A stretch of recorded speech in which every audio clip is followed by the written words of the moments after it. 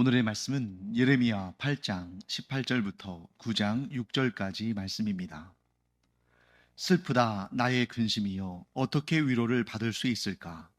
내 마음이 병들었도다. 딸, 내 백성의 심히 먼 땅에서 부르짖는 소리로다. 여호와께서 시온에 계시지 아니한가? 그의 왕이 그 가운데 계시지 아니한가? 그들이 어찌하여 그 조각한 신상과 이방의 헛된 것들로 나를 경노하게 하였는고 하시니 추수할 때가 지나고 여름이 다하였으나 우리는 구원을 얻지 못한다 하는도다. 딸, 내 백성이 상하였으므로 나도 상하여 슬퍼하며 놀라움에 잡혔도다. 길라앗에는 유향이 있지 아니한가? 그곳에는 의사가 있지 아니한가? 딸, 내 백성이 치료를 받지 못함은 어찌 됨인고? 어찌하면 내 머리는 물이 되고 내 눈은 눈물 근원이 될고 죽임을 당한 딸, 내 백성을 위하여 주야로 울리로다. 내가 광야에서 나그네가 머무를 곳을 얻는다면 내 백성을 떠나가리니 그들은 다 간음하는 자요 반역한 자의 무리가 되미로다. 여호와의 말씀이니라. 그들이 화를 담김같이 그들의 혀를 놀려 거짓을 말하며 그들이 이 땅에서 강성하나 진실하지 아니하고 악에서 악으로 진행하며 또 나를 알지 못하느니라. 너희는 각기 이웃을 조심하며 어떤 형제든지 믿지 말라. 형제마다 완전히 속이며 이웃마다 다니며 비방함이라. 그들은 각기 이웃을 속이며 진실을 말하지 아니하며 그들의 혀로 거짓말하기를 가르치며 악을 행하기에 지치거늘 내가 사는 곳이 속이는 일 가운데 있도다. 그들은 속이는 일로 말미암아 나를 알기를 싫어하느니라. 여호와의 말씀이니라. 네, 오늘 본문은 우리가 상당히 주의 깊게 읽어야 됩니다. 왜냐하면 내용이 어려워서라기보다는 이 본문에는 탄식이 많이 등장하는데 그 탄식이 누구의 탄식이냐 하는 것을 우리가 잘 구분해야 되기 때문입니다. 그 탄식이 예레미야 선지자의 탄식이냐 아니면 이스라엘 백성들의 탄식이냐 아니면 하나님의 탄식이냐. 이게 오늘날 마치 무슨 그 연극 대본처럼 이렇게 누가 이런 말하고 누가 이런 말하고 이런 식으로 다 그 등장인물과 말하는 사람들이 표기되어 있으면 이해하기가 쉬울 텐데 성경은 그렇게 연극 대본처럼 쓰여진 책이 아니잖아요. 그렇기 때문에 한 구절 내에서도 예레미야 선지자, 또 이스라엘 백성, 하나님의 탄식 이렇게 다양하게 섞여 있을 수 있기 때문에 우리가 문맥을 잘 살펴보면서 이 말은 이 탄식은 누가 한 말인가, 누구의 탄식인가 하는 것을 잘 구별할 수 있어야 됩니다. 그렇지 않으면 굉장히 혼란스럽겠죠. 자, 그렇다면 누구의 탄식인가를 찾아보는 그러한 시간을 좀 갖도록 하겠습니다. 자, 먼저 오늘 본문의 첫 구절 18절 말씀 볼까요? 슬프다 나의 근심이여 어떻게 위로를 받을 수 있을까? 내 마음이 병들었도다. 자, 일단 슬프다 뭐 이런 내용 나오면 이스라엘 백성일 가능성은 좀 많이 줄어듭니다. 왜냐하면 물론 이제 이스라엘 백성들도 그런 탄식이 나옵니다만 지금 이스라엘 백성들의 범죄함과 그들의 돌이키지 않음으로 인해서 생기는 그런 문제들이 이 예레미야서의 핵심이거든요. 그래서 이스라엘 백성들은 지금 자신들이 잘못했다고, 자신들이 지금 하나님 앞에 범죄했다고, 내 마음이 지금 병들었다고 이렇게 말하는 경우는 별로 없습니다. 그렇기 때문에 이 18절은 예레미야의 탄식이거나 혹은 하나님의 탄식이겠죠. 그런데 병들었다. 이런 표현은 이 예레미야서에서 내 마음이 병들었다. 또는 내 눈이 눈물의 근원이 되었다. 내가 애통한다.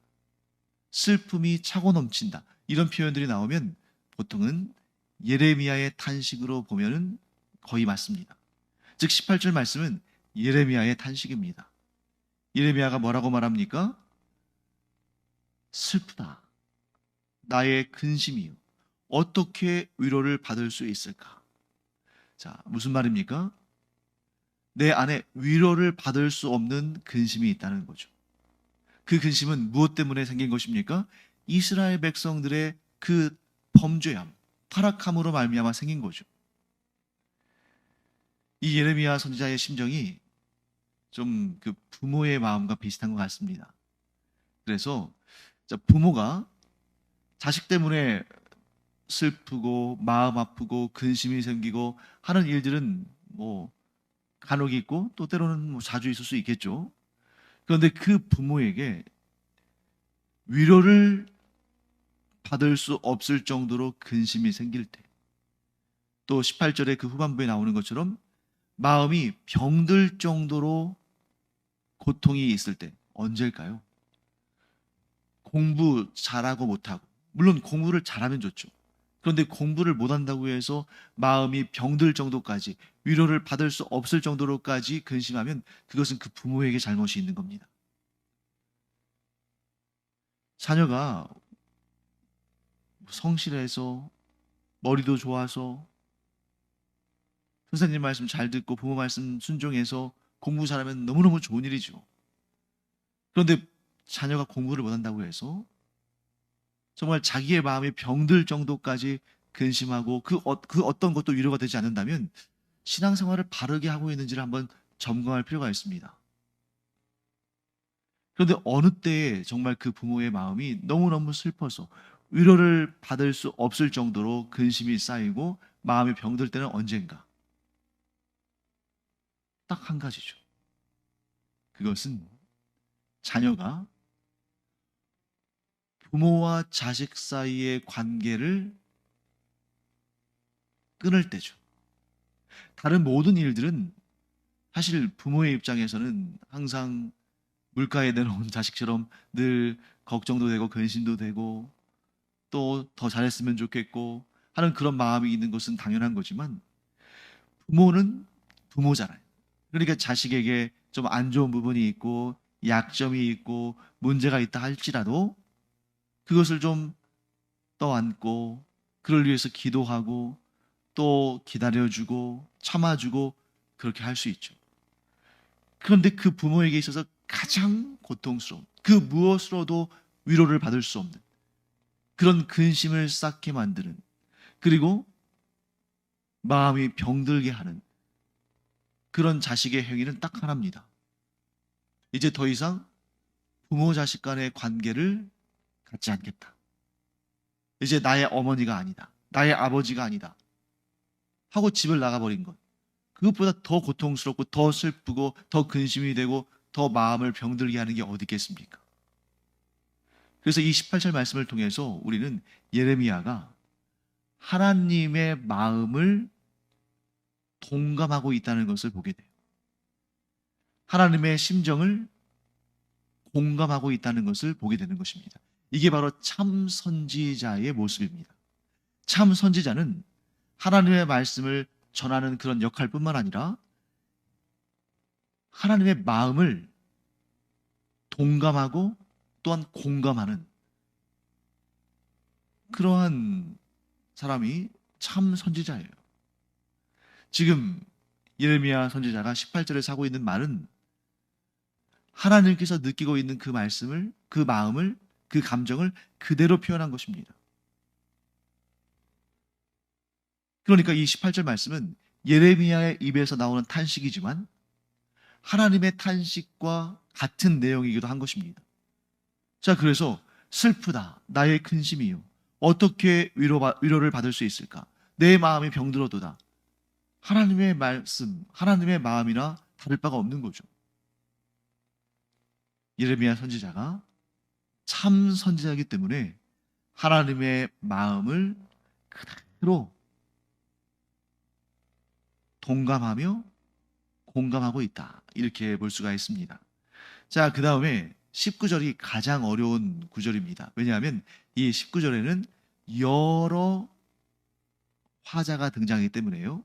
말하고 있는 그런 주체가 여럿이기 때문입니다. 그래서 우리가 아주 주의 깊게 분류해 놔야 됩니다. 19절 말씀 제가 한번 읽어보겠습니다. 딸, 내 백성의 심히 먼 땅에서 부르짖는 소리로다. 여호와께서 시온에 계시지 아니한가? 그의 왕이 그 가운데 계시지 아니한가? 그들이 어찌하여 그 조각한 신상과 이방의 헛된 것들로 나를 경노하게 하였는고 하시니. 자, 일단 이 19절의 이 문장을 진술하는, 즉 그 입으로 말하는 그리고 기록하는 사람은 예레미야입니다.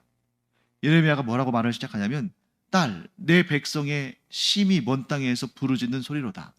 자, 내 딸, 내 백성 이런 표현이 등장했으니까 이게 하나님의 말씀으로 보여줄 수 있습니다만 지금 하나님의 마음을 공감하고 있는 예레미야는 이런 표현을 써서 이스라엘 백성들을 묘사하는 겁니다. 그러니까 이것은 지금 예레미야의 말이에요. 내 백성, 곧 이스라엘 백성들이 먼 땅에서 포로로 끌려간 그 먼 땅에서 부르짖는 소리가 들린다 하고 말하는 것입니다. 그 다음에 여호와께서 시온에 계시지 아니한가? 그의 왕이 그 가운데 계시지 아니한가? 여기까지는 이스라엘 백성들의 탄식입니다. 이스라엘 백성들이 나라가 망하고 포로로 끌려간 그 상태에서 이렇게 탄식하는 거죠. 우리의 여호와께서 시온에 계시지 아니한가? 우리의 왕이 그 가운데 계시지 아니한가? 그런데 어떻게 우리가 이곳에 포로로 끌려와서 나라 없는 자들의 서름을, 그 고통을 당하고 있어야 되는가 하고 탄식하는 것입니다. 자, 그 다음은 하나님의 말씀이에요. 그들이 어찌하여 그 조각한 신상과 이방의 헛된 것들로 나를 경노하게 하였는가? 자, 그들이 그런 처지에 처한 것은 무엇 때문입니까? 하나님께서 이렇게 답을 주시는 거죠. 너희가 어떻게 해서, 너희가 어찌하여 조각한 그런 우상들과 이방의 그 헛된 우상신들을 섬겨서 나를 경노하게 했느냐? 그 결과가 그거 아니냐? 하고 말씀하시는 것이죠. 그리고 19절의 말씀에 맨 끝에 하시니라는 단어는 지금 이 19절의 전체의 이야기를 예레미야가 전하고 있는 그러한 형태라는 것을 보여주고 있죠. 이 19절에는 예레미야의 탄식, 이스라엘 백성들의 탄식, 하나님의 탄식, 이 세 가지가 섞여 있습니다. 그리고 그 뜻은 무엇입니까? 이스라엘 백성들이 포로로 끌려가서 탄식하는 그 원인은 하나님께 있는 것이 아니라 이스라엘 백성들 자신에게 있다. 그런데 그것을 그들은 모르고 있다. 앞으로 닥칠 하나님의 심판을 전혀 모르고 자신들이 어떤 죄악 가운데 있는지도 모르고 있으니 얼마나 답답한가, 얼마나 슬픈 일인가 하고 예레미야가 말하는 것입니다. 그 다음에 예레미야는 덧붙이죠. 이렇게 20절 말씀, 추수할 때가 지나고 여름이 다하였으나 우리는 구원을 얻지 못한다 하는도다. 자, 이것은 또 이스라엘 백성들의 탄식이죠. 근데 그들이 뭐라고 말하냐면 추수할 때가 지나고 여름이 다하였으나 우리는 구원을 얻지 못한다. 이 말은 문자 그대로 해석할 수도 있고 그 안에 있는 상징적인 의미를 우리가 파악할 수도 있습니다. 자, 보통 우리는 여름이 지나고 추수를 합니다만 이스라엘 백성들은 좀 반대예요. 왜냐하면 이스라엘 백성들의 주식은 보리와 밀 같은 그런 곡식들인데 보리는 봄에 추수하고 밀은 여름에 추수합니다. 그러니까 추수할 때가 지났다는 것은 밀 추수가 끝났다는 거죠. 그리고 여름이 다하였다 하는 것은 그때의 계절이 여름이 지금 끝나간다는 겁니다. 자, 그러니까 이것은 뭘 의미합니까? 추수 때가 다 지났는데 우리에게 양식이 없다. 이러한 구체적인 사건을 말할 수도 있고 보다 영적으로 해석하면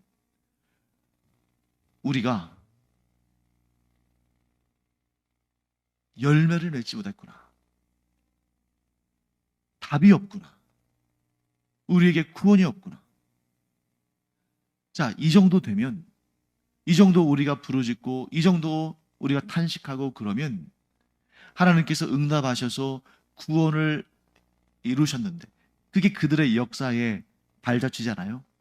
사사시대를 보면, 사사기를 보면 이스라엘 백성들이 막 고통 가운데 부르짖으면 하나님께서 그들의 부르짖음을 들으시고 구원하시고, 또 그들이 다시 우상을 섬기면 하나님께서 또한 그들을 징계하시고, 그러면 또 그들이 막 하나님을 향해서 부르짖으면 하나님께서 그들을 구원하시고, 이런 패턴이 있었는데 이 이스라엘 백성들이 매년 돌아오는 추수처럼 매년 여름철이 되면 그 창고에 미리 쌓이는 것처럼 그렇게 구원이 주어졌는데, 왜 이번에는 하나님께서 우리가 이렇게 간절하게 외쳐 부르는데도, 그래서 추수가 끝나고 여름이 지났는데도 왜 우리에게 구원이 이르지 않느냐? 하나님의 아주 맹렬한 진노가 그들에게 부어졌기 때문에 그들은 지금 하나님의 심판 가운데 있는 것이죠. 예레미야는 계속 이렇게 말합니다. 21절, 딸, 내 백성이 상하였으므로 나도 상하여 슬퍼하며 놀라움에 잡혔도다. 22절, 길르앗에는 유향이 있지 아니한가? 그곳에는 의사가 있지 아니한가? 딸, 내 백성이 치료를 받지 못함은 어찌 됨인고? 자, 길르앗은 이 요단강 동편 땅에 있는 땅이죠. 므낫세 지파의 땅인데, 그 길르앗은 아주 좋은 약재, 또 아주 좋은 의약품, 그리고 또 아주 실력 있는 의사들이 있는 곳으로 유명한 곳이었습니다. 그렇기 때문에 길르앗에 가면 병을 고칠 수 있다라는 그러한 그들의 어떤 신념이 있었죠. 그래서 길르앗에는 유향, 즉 아주 좋은 품질의 약이 있고, 또 의사, 이 병을 잘 고치는 의사들이 있는데 왜 내 딸, 내 백성 이스라엘이 치료를 받지 못하는가? 이해가 되지 않는 거죠. 자, 이스라엘만큼 답을 가지고 있고 이스라엘만큼 소망을 품고 있는 나라가 있었는가? 그런 민족이 있었는가? 이스라엘에는 하나님이 계심으로 하나님께서 그들의 상처를 치료하시고 하나님께서 그들을 구원하셨는데, 이 백성, 이 딸, 이 백성 이스라엘이 구원받지 못하고 치료받지 못하면 무엇인가? 하나님의 맹렬한 심판이 그들에게 주어졌기 때문이죠. 그래서 그런 상황을 예레미야는 알고 있기 때문에 9장 1절에서 이렇게 말합니다. 어찌하면 내 머리는 물이 되고 내 눈은 눈물 근원이 될고 죽임을 당한 딸 내 백성을 위하여 주야로 울리로다. 자, 머리가 물이 됐다는 것은 뭘 의미하냐면, 여러분, 이 눈물이 이 눈을 통해서 나오잖아요. 그러니까 지금 이것은 어떠한 시적인 표현이냐면 내 머릿속이 눈물로 가득 찼다는 거예요. 그리고 내 눈은 눈물 근원이 된다. 그리고 이 눈이 마치 수도꼭지처럼 눈물의 근원이 되어서, 눈물의 통로가 되어서 계속해서 눈물이 나온다는 것을 묘사하는 거죠. 그래서 예레미야가 이렇게 말합니다. 죽임을 당한 딸 내 백성을 위하여 주야로 울리로다. 지금은 아직 이스라엘 백성들, 이스라엘 민족이 다 멸망한 거 아닙니다. 아직 나라를 잃지 않았어요. 그런데 지금 벌써 예레미야는 자기의 머릿속이 온통 눈물로 가득 차고 자기의 눈이 눈물의 근원이 되어서 계속 운다는 거예요. 왜 울까요? 소망이 없으니까. 예레미야는 안 겁니다. 아무리 예레미야가 열심히 하나님을 향해서 이스라엘의 회복을 위해서 간구하며 그들을 위해서 기도한다 할지라도 하나님께서 이미 그들에게 완전한 심판을 내리시기로 작정하셨음을 깨닫고 나서 예레미야는 더 이상 하나님께 중보하지를 못해요. 이 죄를 용서해달라고 하나님께 간구하지 못합니다. 왜? 하나님의 뜻이 정해졌으니까. 그러므로 예레미야가 할 수 있는 일은 뭐밖에 없어요? 우는 것밖에 없는 겁니다.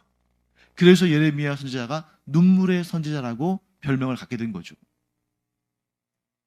예레미야가 할 수 있는 일은 우는 일밖에 없다. 왜? 하나님의 심판의 결정은 이미 내려졌고 누구도 거스를 수 없고, 그에 반해서 그나마 이스라엘 백성들이 전적으로 뉘우치고 회개하면, 그래서 죄를 뒤집어 쓰고 굵은 베옷을 입고 엎드려서 하나님께 자복하고 회개하면 하나님께서 혹시라도 그 뜻을 돌이키실 수도 있을 것 같은데, 그러면 뭔가 가능성이 좀 있을 것 같은데 이스라엘 백성들은 돌이킬 생각이 없고 도리어 예레미야를 향해서 거짓 선지자라고 욕하고 때리고 핍박합니다. 그러니 하나님과 이스라엘 백성들 사이에서 중재자 역할을 하는 이 예레미야가 얼마나 고통스럽겠어요. 사랑하는 성도 여러분, 우리 그리스도인들의 위치도 그와 비슷합니다. 우리 그리스도인들은 선지자는 아니지만 선지자적인 역할을 감당하는 사람들이죠. 선지자라 함은 하나님께서 그를 부르시고 소명, 또 기름 부으셔서 세우시고 그 입에 하나님의 계시의 말씀을 두시고 전하게 하는 사람이라면, 오늘날 이 신약 시대에, 이 시대에는 그런 구약의 방식으로 하나님께서 부르시고 기름 부으시고 보내시는 그런 스타일의 그런 어떤 정형적인 그러한 선지자는 없습니다만, 그런데 하나님께서 우리에게 하나님의 뜻을 깨닫게 하시고 그 뜻을 또 전하게 하시는 그런 선지자적인 사명을 우리에게 맡기셨죠. 그런데 우리가 볼 때 하나님의 뜻은 너무나 분명하잖아요. 하나님을 버리고 우상을 숭배하고 거룩한 삶을 살지 않고 죄를 짓고 양심을 저버리고 그렇게 살면 하나님의 심판이 주어진 것은 너무나 당연합니다. 그 분명한 하나님의 뜻을 우리가 알고 있어요. 그에 반해서 우리의 이야기를 듣고 우리의 전도를 받는 이 세상에 속한 사람들은 시대가 지나면 지날수록 더욱 그 마음이 완악해지고 강팍해져서 그 말에 귀를 기울이지 않습니다. 이거는 우리가 실제로 우리의 삶을 통해서, 몸을 통해서 경험하는 거 아닙니까? 제가 어렸을 때만 하더라도 이렇게 교회 가자 그러면 친구들 잘 따라오기도 하고, 심지어 어떤 친구는 제가 교회 가자고도 안 했는데 저에게 와서 너 왜 나한테는 교회 가자고 안 하냐, 나도 너네 교회 가고 싶다, 이런 친구도 있었어요. 근데 오늘날 시간이 지나면 지날수록, 세월이 흐르면 흐를수록 교회 가자는 말을 하는 것이 이 사회에서는 금기시 됐죠. 이런 세상 속에서 우리의 입장이, 우리의 상황이 예레미야와 비슷하지 않습니까? 저들을 그냥 저대로 놔두면 어떻게 될지 뻔한데, 그런데 그래서 우리가 그들을 품고 기도하고 하나님의 말씀 전하고 그리스도의 복음을 증거하면 나한테는 그런 종교 얘기하지 마, 괜히 우리 사이 나빠져, 이러면서 거부하는 것이 너무나 당연하게 된 그런 시대를 살아가는 우리의 마음이 어떤가. 그런데 만일 더 문제가 되는 것은 뭐냐면, 그런 상황 속에서 예레미야가 품은 것 같은 그러한 정말 애절하고 슬프고 비통한 마음을 우리가 품지 않고, 아유 요즘 세태가 그렇지 뭐, 요즘엔 다 그래 하면서 아무렇지도 않게 생각한다면, 그것은 어떤 상황입니까? 이스라엘에 예레미야와 같은 선지자가 없는 상태, 아예 그 나라에, 그 민족에 하나님의 뜻을 전하는 사람이 아예 존재하지 않는 그런 최악의 상태가 되는 거죠. 사랑하는 성도 여러분, 비록 우리가 전하는 복음에, 우리가 선포하는 하나님의 말씀에 이 시대의 사람들이, 우리와 같은 백성에 속한 사람들이 반응하지 않는다 할지라도, 최소한 우리는 이 예레미야처럼 눈물로 하나님 앞에 부르짖는 그러한 기도, 또 그저 메아리처럼 되돌아오는 그런 공허한 외침처럼 들릴지 모르지만, 그럼에도 불구하고 포기하지 않고 하나님의 말씀을 전하는, 그리스도의 복음을 전하는 그런 우리가 되어야 한다는 것입니다. 이런 예레미야와 같은 선지자가 있었기 때문에 그 다음에 70년 후에 이스라엘의 회복이 가능했던 거죠. 만일 이 이스라엘 백성들 가운데 예레미야와 같은 선지자도 없었다면, 다니엘과 에스겔과 같은 그런 선지자들이 없었다면 70년이 아니라 700년, 7000년이 지나도 회복은 되지 않았을 거예요. 예레미야는 이 이스라엘 사람들이 너무나 반응하지 않으니까 이스라엘을 떠나고 싶었습니다. 그러나 떠나지 못하죠. 왜?